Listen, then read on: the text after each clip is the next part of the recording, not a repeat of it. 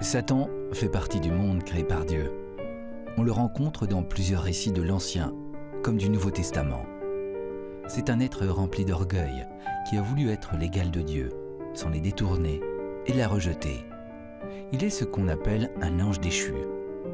La Bible le décrit comme un être invisible qui n'agit pas seul. Une armée de démons sont ses auxiliaires.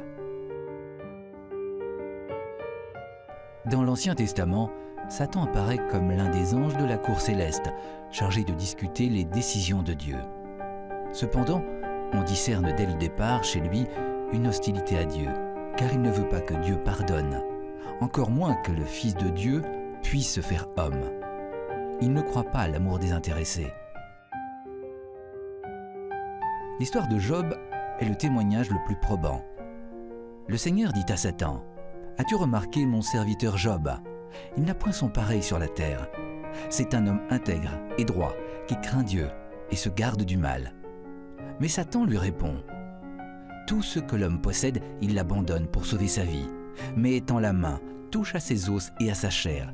Je te jure qu'il te maudira en face. » En réalité, Satan désire que Job succombe. La Genèse représente Satan comme un serpent et nous précise qu'il est le plus rusé des animaux des champs que le Seigneur a fait.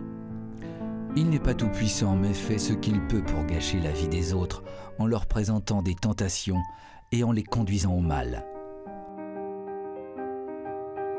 Satan est envieux du bonheur de l'homme et cherche sa perte. Pour cela, il use de la ruse et du mensonge. C'est ainsi qu'il parvient à duper Ève. Il la séduit et lui ment. Ève sait qu'elle ne doit pas manger du fruit de l'arbre, car Dieu l'a prévenue. « Vous n'en mangerez pas, vous n'y toucherez pas, sous peine de mort, lui avait-il dit. » Mais le serpent l'a fait douter. Il rétorque : « Pas du tout, vous ne mourrez pas. Dieu sait que le jour où vous en mangerez, vos yeux s'ouvriront et vous serez comme des dieux qui connaissent le bien et le mal. » En désobéissant, Adam et Ève ont perdu la vie éternelle. Ils sont condamnés à mourir et tous leurs descendants aussi. Fort de notre foi, nous avons aujourd'hui la conviction que nous sommes délivrés de la mort. Car le Christ, qui était envoyé pour combattre le mal, est sorti victorieux de son combat. La lutte contre Satan a commencé avec la tentation de Jésus au désert et touche à sa fin au moment de la Passion. Satan, que Jésus nomme prince de ce monde, a été vaincu grâce à la fidélité de Jésus à son Père et à la résurrection. Comme le Christ, nous nous heurtons nous aussi à Satan.